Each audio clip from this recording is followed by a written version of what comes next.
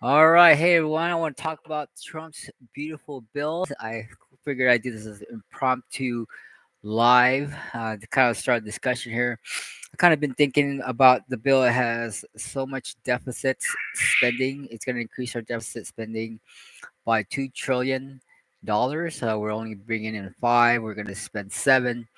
And so, what do we do, right? Well, I believe that as long as we borrow money and we spend it and we print money to pay the investors, and we don't actually give value to the investors through the debt that we're getting, that through the debt we're borrowing and getting deficit spending from. Well, it's basically a Ponzi scheme, right? You got to have new borrowers that pay into it, then you could pay out to the new borrowers, right? Now, if somehow we provided value and we actually made such a way where we generated a profit for the investors who bought our bonds, then there might be a way for us to actually produce value and produce profit and not devalue our dollar through printing the dollar. Okay, so how will Trump do this?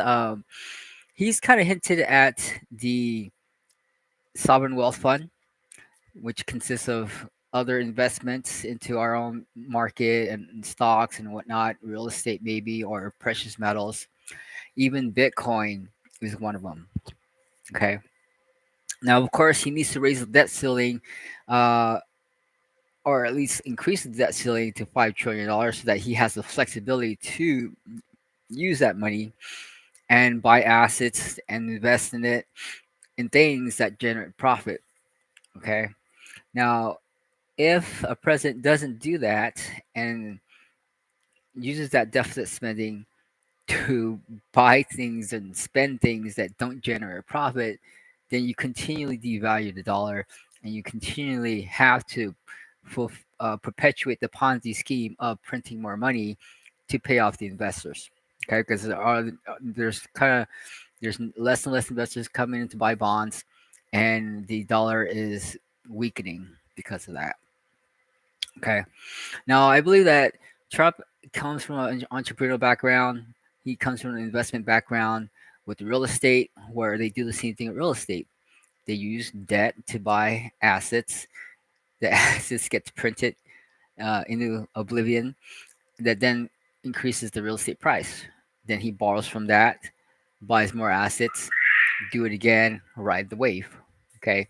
Now, if our government does that also, and in some way buys assets with that, borrow that to build infrastructure and reinvest in it, and then generates a profit, then I believe it'll be okay. Okay. Now, believe Elon Musk kind of is also taking the other route of cutting the spending so that we can have a profit, right? But I think over time with the system, um, from no matter how much we produce, no matter how hard we work, we kind of know through deficit spending that it just erodes away our purchasing power. And because of the wars that we fought, we have weaponized our dollar. We force other countries to pay us through our dollar system.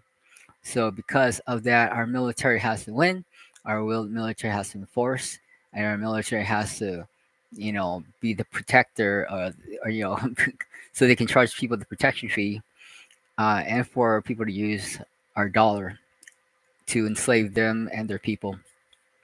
And if we can't enforce that, then our dollar will continue to weaken. People will stop using the dollar, and it'll be the continual demise of that. Okay, and the reason why people aren't using our dollar is because they notice that we are printing and we are devaluating, and they would rather move their purchasing power to other assets that make more money.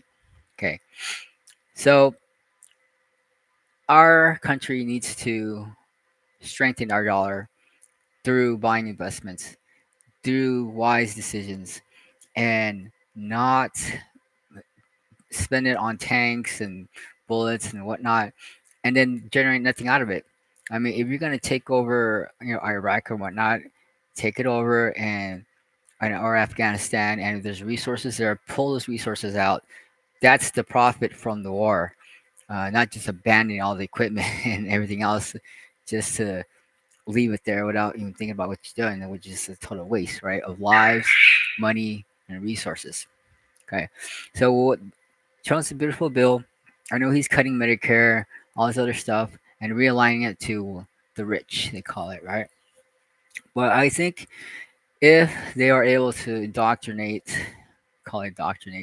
train, whatever you want to call it, depending on your perspective that you take at it, it's all about educating everyone in America to buy assets and then borrow from those assets and pay your bills. Okay. You can't do that with real estate because there's this 20% threshold that a lot of hardworking people who are late to the game can't enjoy or can't participate in. But because of Bitcoin, that allows you to get in and ride this inflation wave without having to save the 20%. You can start with $1. You can start with a minimum wage job. Any family can get on it. You just have to have the know how to do it, and you can do it through DeFi. I teach it through my channel where you buy the wrapped Bitcoin instead of that Bitcoin itself, which is on the Ethereum network. But you want to go a little layer down to Arbitrum to reduce your fees. Buy the value, it goes up with it because it's backed 1-to-1 with the Bitcoin. And then you want to borrow from that asset to pay your bills. So as the government constantly prints, the assets go up. You do the same thing, borrow from it, buy more Bitcoin, leverage up a little bit, boost it, and for every liability that you buy, you backing it up with another set of Bitcoin because you're borrowing it, buying the Bitcoin, and then borrowing it again to then pay your assets. I mean, pay your liabilities off. And I'll show you how I do that, how I boost, how I leverage, and how I play the leverage game with DeFi Saver, which connects to Aave, and that's what I do to beat inflation. Okay, it's made it easier to just pay my credit cards off. It's turned credit cards into assets, which in a sense I'm deficit spending through my credit cards, just like the government is. And I'm using that deficit spending and first to buy an asset to then uh, buy what I need, and so that asset goes up, it pays the debt off on its own, and there's no way for me to work hard enough to pay the debt off because it's just things prices go up so high and I have to get it in now before it gets too expensive. Now with tariffs and whatnot, what I did was I bought solar with a credit card. Basically, I installed it myself, put it all on the card. But now with tariffs, since I bought it like last year, it's now 2 3 times what it was now if I waited and saved up for it, right? I would never be able to catch up to that. So deficit spend now, bought an asset. Now I have no gasoline fee because I have electric cars, which I also use Aave for, and I also don't have electrical bill, which then reduces my outflow. So I have only a fixed $400 a month in interest rate that I'm paying, which is 25% on the 20,000. But I've also saved and put into my DCA bot, which generates about close enough to 2% a month to cover those interest rates.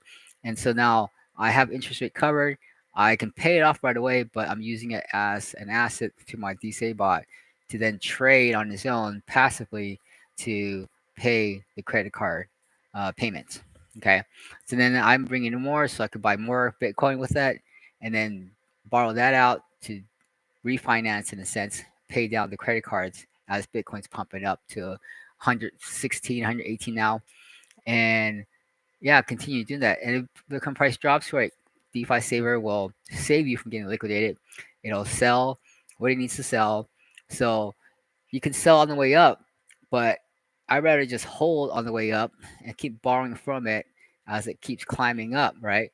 And when the price comes down, the DeFi saver will then sell on the way down as it comes down.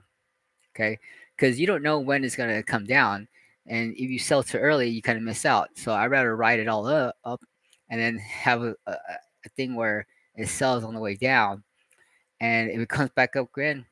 We'll keep riding it back up. We just gotta keep ourselves from getting liquidated and getting a big hit by managing our position. So that's how I'm playing the game right now. I don't need to know where the top is. I just know that I need to keep pulling, paying my bills on a regular basis. So I give myself a rule, either 1,000 to 3,000 a week, that I want to use to pay my bills, pay myself, pay my debts. I want to put it in the savings. I want to put it to, vacation or whatever it is, and that's where I'm saving, pushing it out. And then as I'm taking it off and leveraging with Wrap Bitcoin, and price comes down, great. It'll sell right there, and then a dollar cost average down, and whatever income it gets, I'll keep dollar cost averaging down. And then when it pops back up, great. We're gonna ride the wave again. Okay, but as the dollar cost average down, I can still borrow from that and pay my bill as long as I don't borrow too much too fast. I won't have to kill the goose. Okay, so that's the game we're playing here. Um, I know you guys have a business. You guys who work hard, 9 to 5. Any of you guys can do this.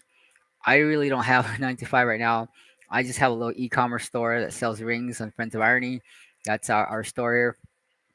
I only get like maybe one to two sales a day, which is only 150, $250 a day, and not consistently, anyways. And with bills kind of chopped away, I really don't have much expenses. I have no mortgage.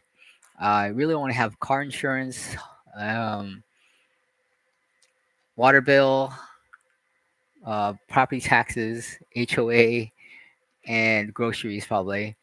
And that's kind of it. A water bill, I guess. Since my electric bill is taken care of, everything's electric here. So electric is covered for heating, and it covers my. So I don't have propane. I don't have a gas fee, and I don't have a gasoline fee. So as far as expenses wise, it can inflate all it wants. Gas can go up real high. It doesn't affect me. I don't need it, and that's how I'm playing the game. And so for every month that I'm not having to chase and move the goalposts to a bigger house or a bigger equipment or thing or whatever, I don't have to chase those things. So the being content with enough is also helps. And one day, maybe in 10 years, 2032, when the dollar really tanks, um, and Bitcoin's like a million, 10 million, or whatever, it'll probably be way more than enough for what I never need.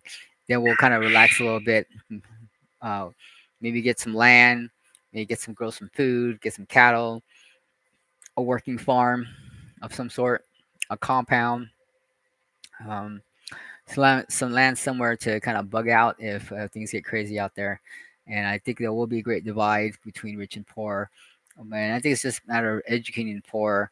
Sometimes you tell them about it too, and they don't believe it, which is tough. It's like we want to help you buy assets, but they don't know, they don't understand, they don't research, and they still won't do.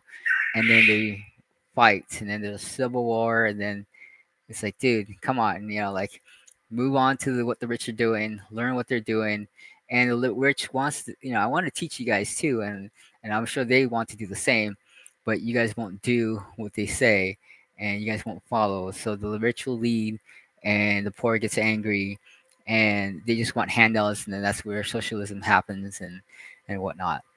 So all right, so that's my rant. You have any questions? Comment below. If you think this is helpful, I will continually maybe do everyone these live streams every once in a while. Just what comes up and go from there. All right. Let's see. I don't think I have any questions here or any listeners. So we'll talk to you later.